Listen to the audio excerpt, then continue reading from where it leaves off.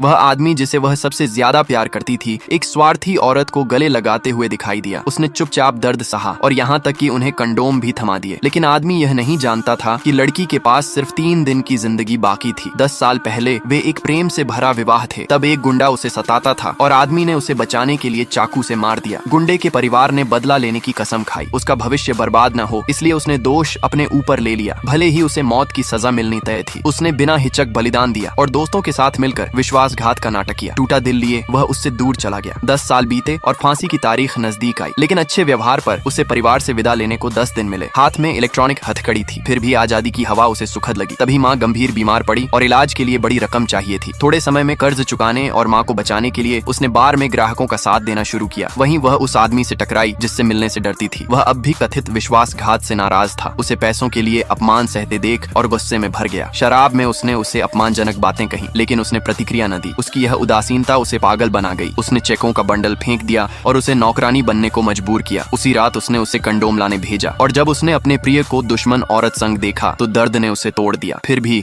उसने जज्बात छिपा लिए क्योंकि जानती थी 3 दिन में हमेशा के लिए गायब हो जाएगी। वह उसके दरवाजे से लगी और पुराने पल याद करने लगी। बचपन से ही वह उस स्वार्थी औरत की सताई हुई उसके घर आती थी। पिता ने कभी रक्षा नहीं की, वही उसे उम्मीद देता रहा। सालों तक उसने उसकी रक्षा की, इसलिए चुपचाप उससे प्यार करने पर कभी पछतावा न हुआ। अगले दिन वह उसे दरवाजे पर सोई मिली। उसे विरोधाभासी भावनाएं हुई। लगा कि उसने पैसे के लिए इज्जत खो दी है। उसने हीरो का डिब्बा पूल में फेंककर अपमान किया। कहा कि सब निकाल लाओ तो तुम्हारे होंगे। जानता था वह तैरना नहीं जानती। उसने यह शर्मिंदा करने के लिए किया, लेकिन उसने बिना सोचे छलांग लगा दी क्योंकि माँ की सर्जरी के लिए पैसे चाहिए थे। वह ऊपर नहीं आई तो वह डर गया। कूदने ही वाला था कि वह मुस्कान लिए बाहर निकली, हाथों में हीरे थामे। उसने सर्जरी के पैसे जुटा लिए, पर उसने माँ को बचाने के लिए अपना जिगर भी दान किया। समय गुजरा और अब फांसी में 3 दिन बचे थे। उसने कमजोर शरीर से सीरम हटाया और माँ से मिलने निकली। रास्ते में उसे एक पुराना सहपाठी मिला। उसकी हथकड़ी देख हैरान हुआ। तब उसे पता चला कि उसने सालों पहले दोष अपने ऊपर लिया था। उसने राज बताया, गुंडे ने उसे इसलिए सताया क्योंकि उसने पैसे लेकर नाटक रचवाया था। उसने कभी नहीं सोचा था कि वह बलिदान कर देगी। ये सुनकर वह गुस्से से बेहोश हो गई। सहपाठी डरकर उसे अस्पताल ले गया। तभी वह आदमी उसे देख बैठा और सोचा कि वह फिर धोखा दे रही है। रात को उसने उसे बार में बुलाकर सजा देनी चाहिए, लेकिन उसकी आंखें देखकर नरम पड़ गया। तभी उसने खून उगला और बेहोश हो गई। घबराकर उसने अस्पताल पहुंचाया। वह रात भर पास बैठा रहा, समझ न सका कि इतना गहरा प्यार कैसे धोखे में बदला। जब वह होश में आई तो उसने $5 मिलियन